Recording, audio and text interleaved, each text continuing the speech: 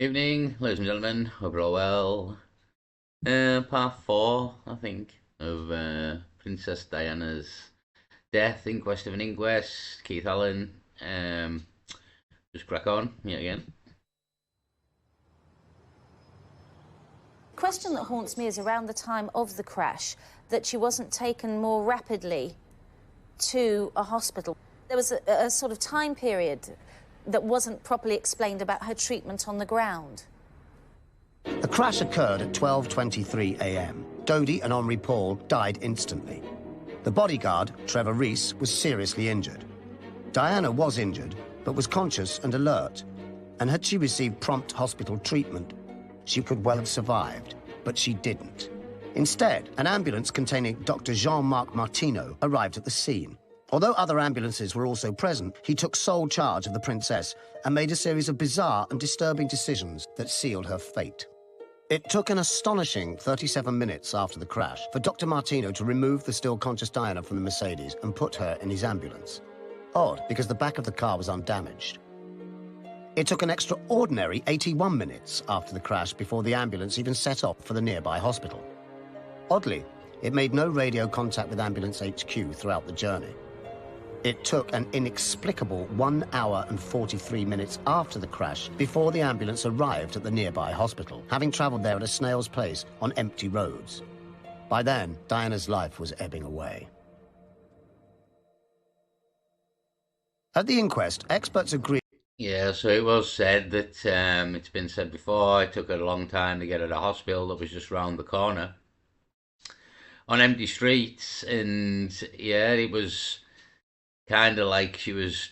I mean, it's one of them. You can argue it either way, can't you? But it looks suspicious. But until you're the doctor on the scene and deciding what's happened, then it's very hard to call judgment. And obviously, I'm not a doctor myself of any kind, so it's very hard to say. But it did seem an extraordinarily long time before she was got to hospital from the tunnel itself.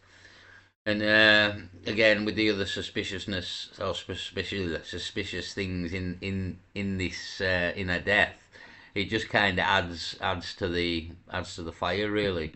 Agreed that her life could have been saved had it not been for the suspiciously slow and furtive actions of Dr. Martineau and his crew, the other members of which have never been officially identified or interviewed. There is no dispute that at about 12:26, the emergency services in Paris were notified that there had been a serious car crash. There were 2 dead, 2 seriously injured.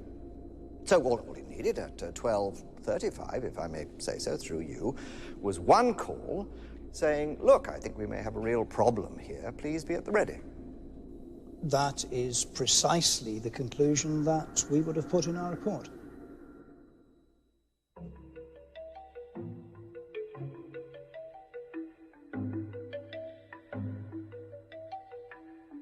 The BBC's chief royal correspondent used to pay particularly close attention. Here's the guy that considers himself to be, effectively, the Walter Cronkite of British television. He's in front of, arguably, the story of the decade. It's unfolding, but he doesn't even have to dig it up. It's happening right in front of him. And the guy falls asleep. And not just once, but several times. I do things differently because I don't go by a rule book, because I lead from the heart, not the head. And albeit that's got me into trouble in my work, I understand that. But someone's got to go out there and love people and show it. There was a powerful reason why these secret services of Britain, France, and America might have wanted Diana dead. It was Diana's involvement in the campaign to ban landmines. A worldwide movement to ban anti-personnel landmines gathered speed during 1996. To everyone's surprise, even the world's most powerful politician was sympathetic to the ban. To end this carnage, the United States will seek a worldwide agreement as soon as possible to end the use of all anti-personnel landmines. Diana, Princess of Wales, took up the cause with a vengeance. In January 1997, she visited Angola, resulting in the greatest photo opportunity that the landmine campaign had ever had. One down. 17 million to go. Firing. Her involvement caused huge anger amongst governments. In Britain, Government Defence Minister Earl Howe denounced her. Two newspapers this morning quoting unnamed minister described as a loose cannon. Simone Simmons was with Diana in February 1997 when a government defence minister made a threatening phone call warning the princess to end her involvement with the campaign, otherwise accidents could happen. The phone went in her little lounge and she picked it up and then called me over, and there was a voice that was in the middle of conversation saying, "Don't meddle in things you know nothing about. Accidents can happen." She went a bit pale. She took it as a threat, and she said that was Nicholas Soames. I don't know his voice, but it was very, very plummy. And she actually used a derogatory term. She said, "Doesn't he sound like he's talking with a cock in his mouth?" Days before she died, Diana made another visit to landmine victims, this time in Bosnia. Again, there was global press coverage, which made her even more of an enemy to many powerful forces in the armaments industry. Diana was certain that her phones were being tapped by the British Secret Services. Every time she'd hear a click, she used to say, "Boys, time to change the tape." We now know that her calls were also being monitored by the American Secret Services. After years of denial, they finally admitted to having almost 1,200 pages of transcripts, although they refused to make most of them public, claiming it would threaten national security. Her landmine campaign was clearly infuriating the armaments industry, while her love affair with Dodi Fayed was infuriating the royal family and the British establishment. So there were an awful lot of people who wanted Diana and her Muslim lover dead. It's weird that at a time when you know the establishment can think of nothing worse than Dodi Fayed, son of Muhammad, marrying and possibly impregnating Diana, that she's conducting a major international offensive against landmines with all the crippling economic problems that would bring for the British establishment again. And the British government. America. And America. But if you add all these to the mix, then if you were ever going to do something dodgy to Diana, that's the time you would do it. She'd become trouble, as she used to say to me. "I'm trouble to them. I won't go away. I won't go quietly."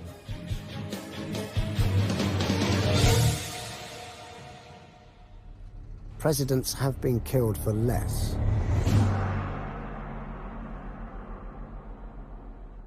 I think it was an opportunist killing. Yeah. They had until September the 19th. Why till then? Because that was when the conference was going to take place in Oslo on landmines. Less than 3 weeks after the crash, the key Oslo meeting began. With Diana out of the way, most of the world's press didn't even bother to attend. When they killed Diana on the 31st of August, 19 days later, Bill Clinton was the only Western leader who voted against a ban on landmines. Something he would never have done If she was alive. had he had to look in Diana's eyes. Many investigators believe that this was the real reason Diana was killed. Yet, the coroner barely raised the issue.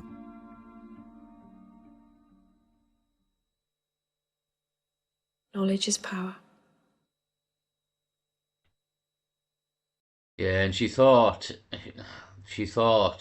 that what she knew would protect her, I think. And I didn't think she maybe thought they would kill her at all, as she says, and she says she thought they would. I think in her heart of hearts, or in her head, she didn't think they would maybe quite go that far, and the information she had might protect her. But obviously it didn't, and you can't share any information if you're dead, and whether she ever told anybody. Or the problem is, again, when you're dealing with the establishment, the state and the government and the royal family in their country, nothing you ever say really will be listened to or heard or even broadcast a lot of the time. That it can be very selective. And again, she was, I wouldn't like to think of a day-to-day life and what she was going through, really, in terms of like the pressure, and not just the pressure, like the fear of because you're dealing with very serious people here, to be honest, and even in terms of the landmines and everything she's doing there as well. Do you know what I mean? So you're messing with the wrong people, and it's kind of a lesson in life, though. And she wouldn't be the first, to be honest, who's messed with the high ups and has lost their life doing so. So yeah, a sad affair though, because again, she was trying to do some good in this world, you know. And it seems like the people who try to do good in this world, like Diana or John Lennon, the man who said peace could last forever, and this world shot him in the back. You know what I mean? I often think we're in the if we're in like the world where everything goes wrong. So we've shot the man who said peace could last forever.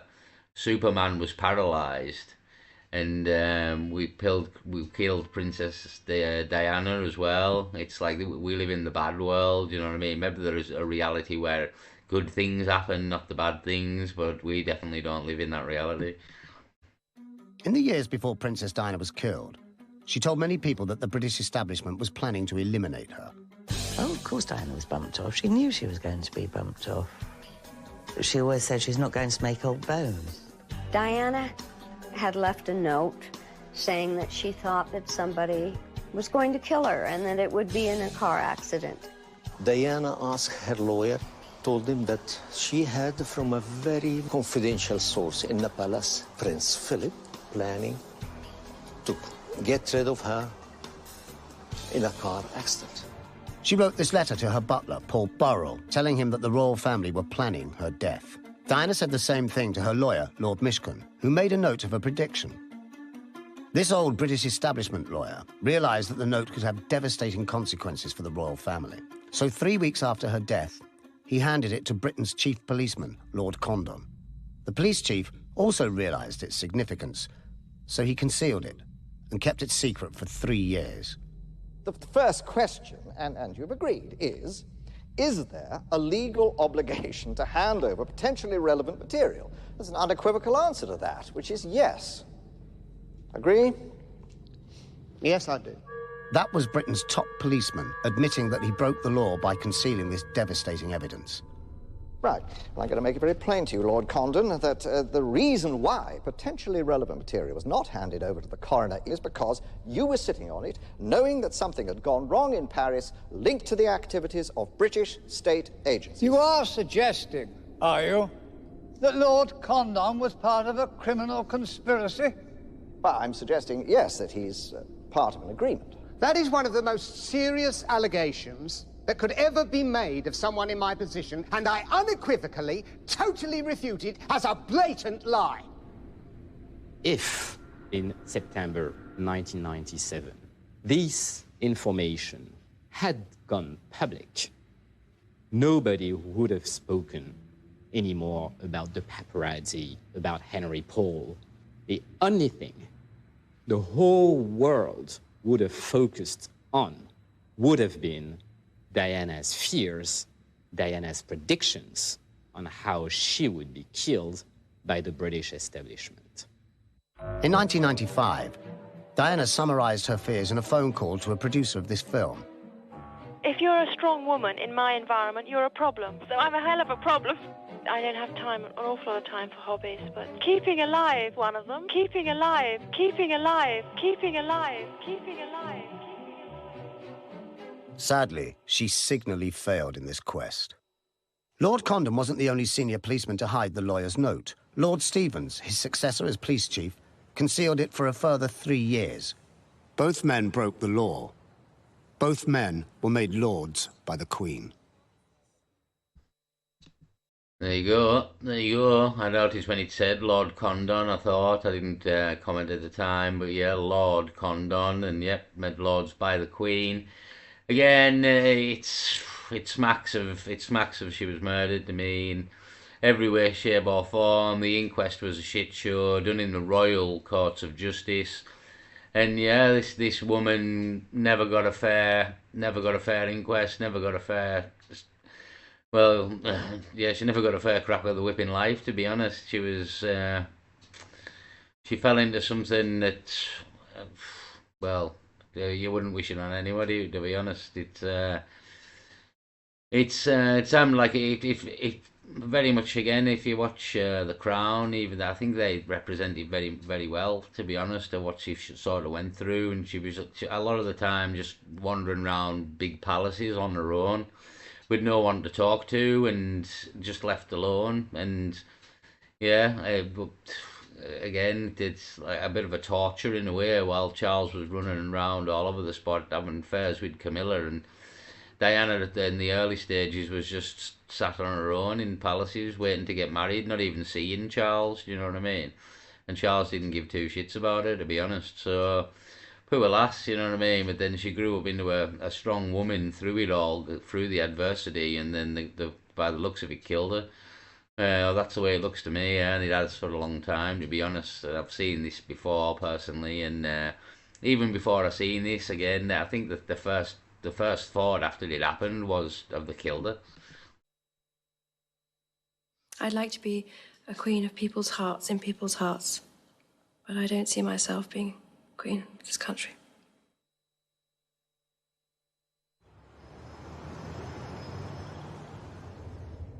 Diana died soon after arrival at the hospital, and although she had been stripped of her royal status in life, in death her corpse mysteriously became royal property.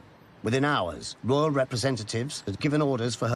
There we go. I said this in the first or second episode, I think, and yeah, exactly. Royal protocol, demand the body, you can't touch it, all that kind of crack, which they've got the power to do. And I said, I think they would probably do that, and here we go. And I remember Charles, Prince Charles, coming back with Diana's body. And I remember thinking at the time, and I was real young at the time when this happened, and I was only sort of 16. And Charles went and got Diana's body and come back with Diana's body. And I was thinking, she hated you, mate. Like, she divorced you, she hated you. And it's an insult in a way, and like in a way it's like they were trying to say, oh, like, we didn't kill her, look, I'll go and get the body, you know what I mean? And I don't know, but it was very, very suspicious to me. And again, all this like a royal, she's a royal again now, but she wasn't a royal, the Queen wouldn't put the flag up, and but she is a royal when they choose, do you know what I mean? Her body to be partially embalmed, a process that conveniently made it impossible for anyone to tell if she had been pregnant. Attention then turned to the body of the driver, Henri Paul. Before blood tests had even been completed, the French authorities were already insisting that he was drunk as a pig, although the only alcohol he is known to have consumed that night were 2 single Ricards. So yeah, again, it was always painted that this guy was drunk, and tried to be blamed on him again. It's like that nobody, even from the very early days, this guy was drunk, and it was like he was always looking for an excuse to this to be an accident and not be foul play, basically. And it was very much trying to be painted for like that from day one, and that's kind of what made you suspicious as well. And it was just kind of obvious in a way, like it was kind of obvious with everything that was going on with her and the royals and who the royals were, and that she was trouble for them. And even this like landmine thing, as it mentioned there, which I forgot about, but I knew she was doing the landmine, but I forgot about the severity of what she was doing to sort of the weapons industry, the armaments industry, because big wigs with big money and worth a lot of money, and yeah, you're messing up their businesses here, and war's good for business. And so it's like John Lennon again, is shot in the back, because war's good for business. Nobody wants peace, you know what I mean? The peasants want peace, but the businessmen don't want peace. So yeah, trying to blame the driver, and apparently the crack was, it may tell you in this in a second, that they actually substituted his blood sample with a homeless man that was drunk, to try and prove that he was drunk, but this was somehow proved that they'd done this. So again, the very fact that you're doing this and swapping blood samples with other people to try and prove this guy was drunk suggests that it's foul play and you're trying to cover it over even more so. So unbelievable, really. This is Henri Paul minutes before the fatal crash. Far from looking drunk as a pig, he seems to be sober as a judge. An autopsy was carried out on Henri Paul's body by Professor Dominique Lecomte, a doctor who is notorious in France for covering up medical evidence that is likely to embarrass the state. If her own account is to be believed, she conducted the world's worst autopsy on the corpse of Henri Paul, committing at least 58 basic errors. Every medical expert at the inquest agreed that her results were not only inept, but biologically inexplicable too, and that her report was untruthful. We have Professor Lecomte giving an account of events which, on the face of it, cannot be true. There are clear inconsistencies in Professor Lecomte's account. The blood tests carried out by Dr. Pepin were equally unbelievable. We are all agreed that the explanation offered by Dr. Pepin and Professor Lecomte together for carboxyhemoglobin concentrations in the blood samples is implausible and can be discounted. Yes, so one is left with either analytical error or a mystery. Suspicions grew at the inquest that the blood tested by Lecomte and Pepin had not come from Henri Paul at all, not least because it contained lethally high levels of carbon monoxide. Professor, you said you found it astonishing, the similarity. 1.73, 1.74, 1.75. What are you suggesting there? That suggests to you that the results have been cooked, or what? That would be my interpretation. You mentioned that one explanation is that the blood samples didn't, in fact, come from Henri Paul. That's the most obvious explanation, that it isn't actually Henri Paul's blood we're looking at. The idea of a classic switcheroo may sound far-fetched, but every scientist involved in the inquest signed a joint statement saying that the blood test results for Henri Paul were biologically inexplicable. Professor Lecomte and Dr. Pepin refused to attend the inquest, even though as citizens of the European Union, they were legally obliged to. They were protected by the French government, who publicly cited reasons of public order for the refusal. However, it has since emerged that the real reason was the protection of state secrets and the essential interests of the nation. This is the law the Ministry of Justice has used to help and protect Professor Lecomte and Dr. Pepin. So the legal fact, is that there are state secrets that are protected and that Professor Lecomte and Dr. Pepin know about. In 2006, a team of scientists offered to carry out DNA analysis on some of the samples to determine if the blood really was Henri Paul's. They were told by the French authorities that the samples no longer exist. Well, Typical. my husband's side were very busy stopping me. Diana was unstable. They decided that was the problem.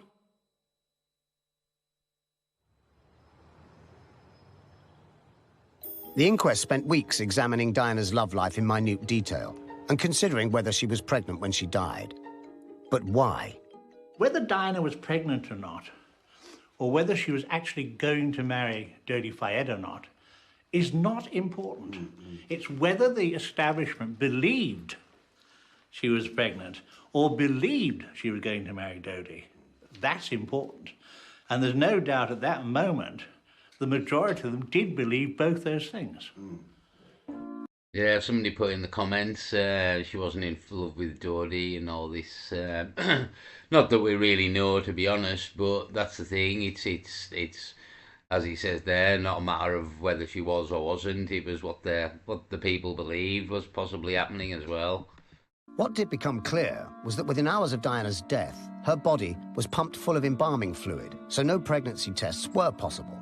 And soon after, she had her reproductive organs removed under the watchful eye of the royal coroner. There is a trip. I mean, what's all that about?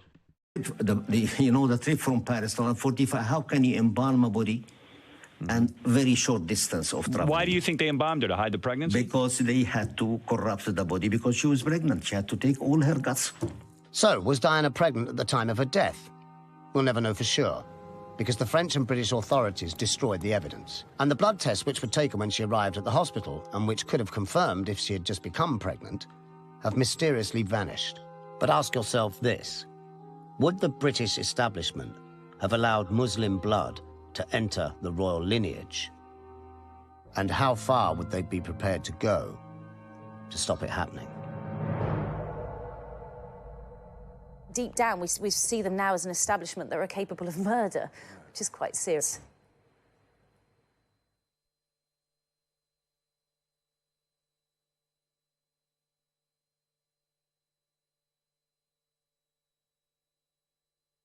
Sorry, Anthony, sorry, Bobby.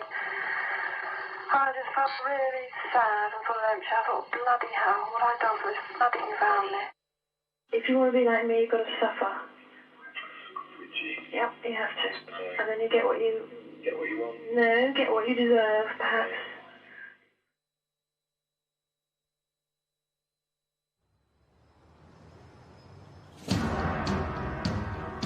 There is no doubt that the entire inquest was skillfully manipulated by powerful, unelected forces to the advantage of the royal family. This could only happen because Britain is, in essence, a monarchy, not a democracy. I agree. It's not a democracy. It is a monarchy, and yeah, His Majesty's government. He gets to kind of select the prime minister. After we've elected them, he gets to say, or she got to say, whether they can be prime minister. She can, or he can now, in effect, get rid of them if they want. So to me, that's the boss. You know what I mean? That's the boss. It's in the word king or queen as well. Like, look at the bees. You know what I mean? Queen bee. It's the head, the big chief. So that's what it is for me, really. The royal family rule the show. They just hide it all and to tell everybody they don't, basically. But look at this. Do you live in a house like this? You know what I mean? Lloyd Grossman. Who lives in a house like this? And it's the royals. It's the royals. So yeah, it does kind of look, as he says there, it's all been pushed towards the establishment and the royal family and protecting them, and the fact that it has and it does and it looks that way is why are you protecting them so much if they haven't done anything wrong is the other question. So it's looking very suspicious. Much of Britain still operates on a system of unelected power. And at its centre are the Windsors, the old aristocracy, and their vast wealth. Just as in medieval times, the royal family live a life of unfettered privilege, with British taxpayers funding their lavish existence. I mean, where do we get off on this argument? Only one family, and by the way, a highly unrepresentative family, has the right to a seat to the head of stateship of our country. Now, I think that is a fundamentally flawed argument, and I don't know how it can be used in the modern world. The idea... I know, they've done well, to be honest, and well, people say, they're good for tourism and all this. If you got rid of the royal family and we still had the palaces, people would still come and look at the palaces, and you might actually get to go around them because there was no royal family in them. These people cost us a fortune every single year in a country that's got no money, in so much debt.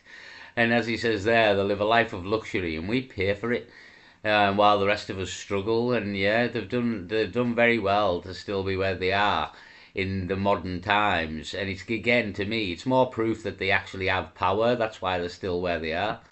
The idea of a hereditary ruler is as absurd as the idea of a hereditary mathematician. Officially, the royal family cost British taxpayers £40 million a year, but that's just the tip of a very large iceberg. The royal palaces are maintained by the taxpayer, even private ones, such as Balmoral.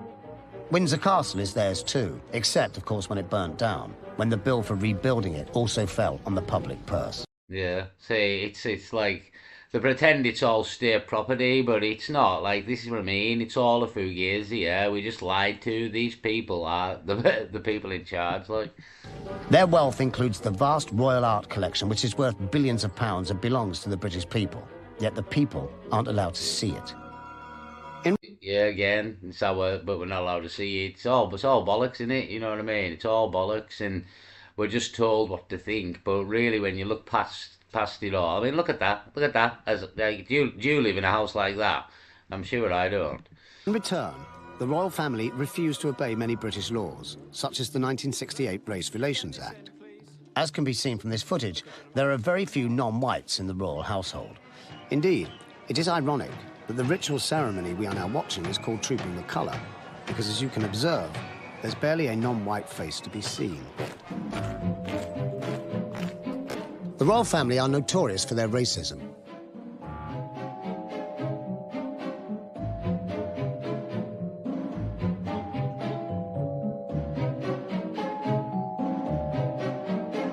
These phrases have all been said by the royals in public, so God alone knows what they say in private. This racism is nothing new. There was a close relationship between the British royal family and the Nazis during the 1930s. Well, they are actually German. They are actually German, Saxe-Coburg-Gotha, from the House of Hanover. I'll leave it there. We'll be back for part 5. Peace.